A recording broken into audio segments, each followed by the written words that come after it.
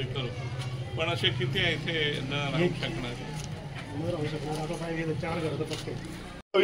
हे झाड उद्या तुटून गेलं तर संध्याकाळी पंचनामा कसला करणार? यायला लावते ना. आता कलेक्टर मॅडम बी इथंच आहे, पालकमंत्री इथं आहे. त्याच्यामुळे नाही असे पंचनामे होत नाही. असे पंचनामे बेकायदेशीर आहे. जे अधिकारी असे पंचनामे एक वर्ष उशिरा करतात ना, त्या अर्थी ते मॅनेज करतात. असं होत नाही कधी. पंचनामा ज्या दिवशी नुकसान झालं त्या दिवशी संध्याकाळपर्यंत 2 दिवसात पंचनामा झाला पाहिजे. अन्यथा हे झाडं निघून जातील, तुम्ही घर काढून घ्याल. हे सगळं निघाल्यानंतर पंचनामा करायचा कशाला?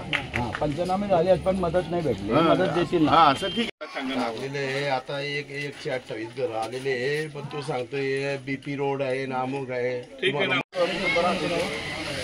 पुढे नका जाऊ, कोणी आणि पाठीमागे मुलीला लागले पण ठीक आहे. एवढं जुनं झाड होतं त्यामुळे ते अचानकपणे लेपरला जास्त हवा होती का?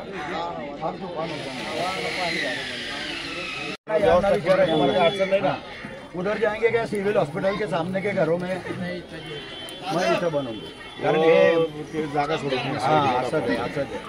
नाही तर तिथे जागा पण सोडण्याची गोष्ट आहे. तिथे सर्व असे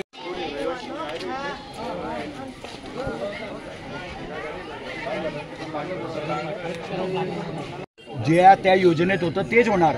त्या योजनेत नसताना कोण यांना टाईल्स बसवून देईल? तुम्हाला तुमच्या नावावरती पैसे येणार आहे. त्या पैशामध्ये तुम्हाला इथं नवीन घर बांधा, इथे बांधा, तिथं रिपेअर करता तिथं रिपेअर करा. दोन्हीकडे